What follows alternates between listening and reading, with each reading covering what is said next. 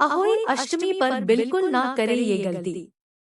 Number 1, Ahoi Ashtami Hindu समुदाय, विशेषकर माताओं के लिए गहरा सांस्कृतिक और धार्मिक महत्व रखती है।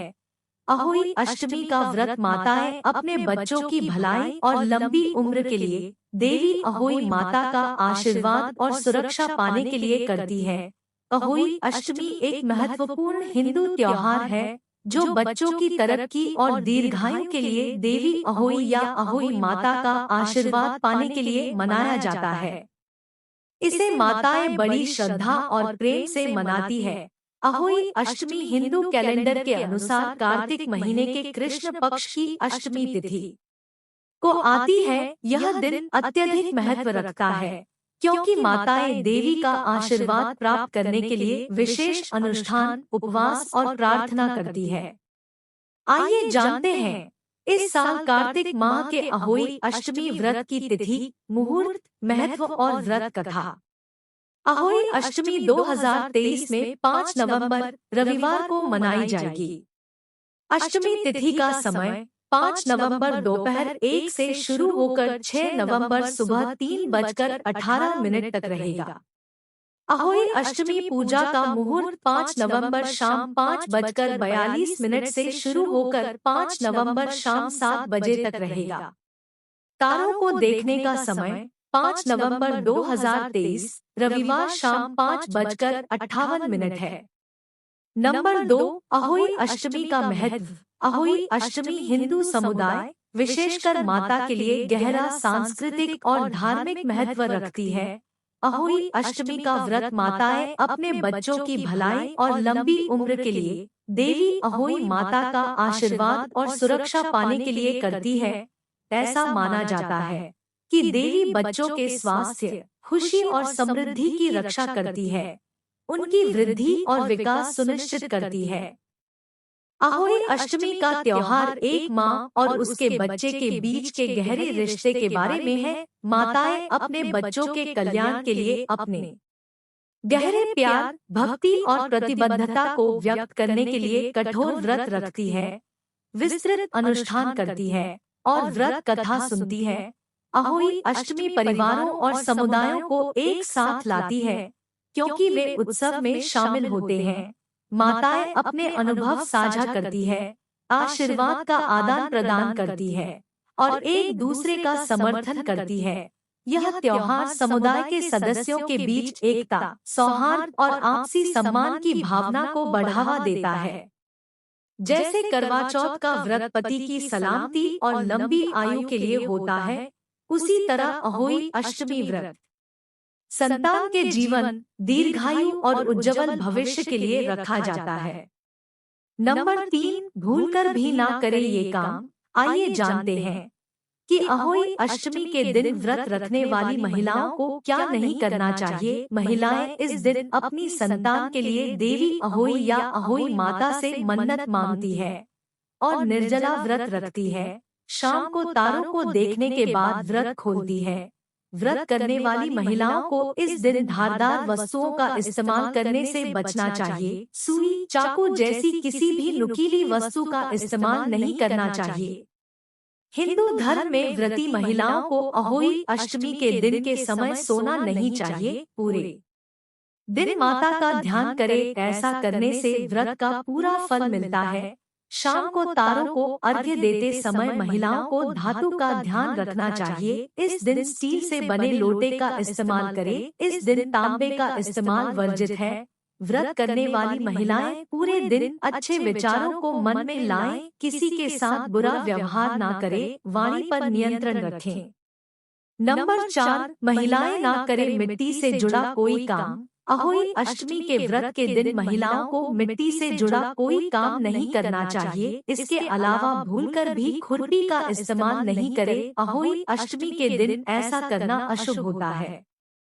नंबर 5, इन रंगों के कपड़े नहीं पहने महिलाएं। वैसे तो हिंदू धर्म की हर पूजा में सबसे पहले भगवान गणेश की पूजा होती है, लेकिन अहोई अष्टमी की पूजा शुरू करने से पहले गणेश जी की पूजा करने का विशेष महत्व है। अहोई अष्टमी पर अर्घ्य के लिए कांसे के लोटे का इस्तेमाल न करें। इसके अलावा महिलाओं को गहरे नीले या काले रंग के कपड़े नहीं पहनने चाहिए। नंबर 6, पूजा में सारी सामग्री नई होनी चाहिए। अहोई अष्टमी की पूजा में पूजा की सारी सामग्री नई होनी चाहिए। पहले इस्तेमाल की गई पूजा सामग्री का इस्तेमाल नहीं करें। इसके अलावा फल फूल और मिठाई ताज़ा होनी चाहिए। नंबर 7, खाना बनाने में इस्तेमाल ना करें ये चीजें। अहोई अष्टमी के व्रत के दिन खाना बनाने में प्याज, लहसुन और तेल आदि का इस्तेमाल ना करें। आपने गौर किया होगा कि किसी भी प्रसाद में लहसुन और प्याज नहीं डाला जाता है।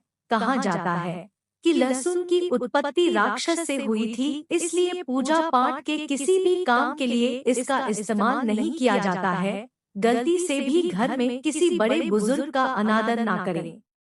नंबर 8, करवे का इस्तेमाल। अहोई अष्टमी के व्रत में जिस करवे में जल भरकर रखा जाता है वो वही करवा होना चाहिए जिसका उपयोग आपने करवा चौथ पर किया है। पूजा में मुरझाए फूल या इस्तेमाल हो चुके फल, मिठाई का पुनः प्रयोग ना करें।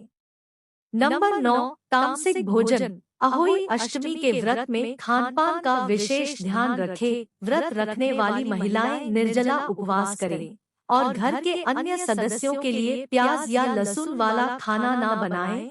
हो सके तो इस दिन सात्विक भोजन का ही सेवन करें। नंबर 10, मांस आदि का सेवन ना करें। अहोई देवी का व्रत रखने से एक दिन पूर्व तामसिक भोजन जैसे मांस, मदिरा, प्याज, लहसुन आदि का सेवन ना करें। माना जाता है कि तामसिक भोजन से मन में निगेटिव विचार आते हैं। ऐसे में व्रत से पहले हमेशा सात्विक यानी सादा भोजन ही करना चाहिए। वेद शास्त्रों में इस बात का उल्लेख किया गया है कि सात्विक भोजन से मन, वचन और कर्म में शुद्धता आती है। इस संबंध में कहा जाता है कि जैसा अन्न वैसा मन। इसका मतलब ये है कि जैसा आप भोजन करेंगे वैसे ही विचार आपके दिमाग में पैदा होंगे। नंबर 11, बच्चों का रखें ख्याल। यह व्रत महिलाएं अपने बच्चों के लिए रखते हैं, इसलिए इस दिन बच्चों को बिल्कुल भी डांटना नहीं चाहिए। नंबर 12, ऐसा माना जाता है कि इस दिन राधा कुंड में जो कोई भी निसंतान दंपति अहोई अष्टमी के दिन स्नान करता है उसे संतान की प्राप्ति अवश्य होती है। राधा कुंड में स्नान आधी रात के समय यानी निशिता के समय किए जाने की मान्यता है। अहोई अष्टमी के दिन आधी रात के दौरान राधा कुंड में स्नान शुरू होता है और यह पूरी रात भर जारी रहता है। स्नान के बाद राधा कुंड पर कच्चा सफेद कद्दू यानी पेठा चढ़ाते हैं। देवी को चढ़ाए जाने वाले इस प्रसाद को यहाँ पर कुष्मांडा कहा जाता है। कुष्मांडा का भोग लगाने के लिए उसे लाल रंग के कपड़े में लपेटने की परंपरा है। इसके बाद जल्द ही संतान प्राप्ति के लिए देवी राधा रानी का आशीर्वाद लेने के लिए दंपति पानी के टैंक में खड़े होने के बाद पूजा करते हैं और कुष्मांडा सफेद कद्दू देवी को चढ़ाते हैं। नंबर 13, जाने राधा कुंड का महत्व। कान्हा की नगरी मथुरा में स्थित इस राधा कुंड का यूं तो काफी महत्व माना गया है, लेकिन अहोई अष्टमी के दिन इस कुंड का महत्व कई गुना बढ़ जाता है। मान्यता है कि अहोई अष्टमी के दिन मध्य रात्रि में अगर कोई भी निसंतान दंपति इस कुंड में पूरी श्रद्धा के साथ स्नान करता है तो उसे पुत्र रत्न की प्राप्ति अवश्य होती है। नंबर 14, जानिए कैसे बना राधा कुंड। बताया जाता है कि कृष्ण के द्वारा भीमकाय दानव का वध करने के बाद राधा ने उन्हें कई पवित्र नदियों में स्नान कर अपने पाप धोने के लिए कहा। तब कृष्ण ने उसी जगह पर जोर से अपना पैर पटका जहां पर वह खड़े थे। इससे राधा जी द्वारा बताई गई सारी नदियां वहां से उत्पन्न हो गई और वहां पर एक कुंड बन गया। भगवान श्री कृष्ण ने इस कुंड में स्नान किया। इस कुंड को श्याम कुंड के नाम से जाना गया, लेकिन कृष्ण के इस शक्ति प्रदर्शन से राधा बेहद ही क्रोधित हो गई, जिसके बाद ने अपनी सहेलियों गोपियों के साथ मिलकर अपनी चूड़ी कंगन की मदद से एक गड्ढा खोदा और उसमें मानसी गंगा का पानी भर दिया। इस तरह गोवर्धन के पास एक विशाल झील बन गई, जिसे राधा कुंड, कंगन कुंड के नाम से जाना जाता है। राधा जी ने जिस दिन इस कुंड को बनाया वह अहोई अष्टमी का ही दिन था। ऐसे में इस दिन के बारे में यह वरदान भी दिया गया कि इस दिन जो कोई भी व्यक्ति अपनी पत्नी के साथ राधा कुंड में स्नान करेगा उसे संतान प्राप्ति अवश्य होगी।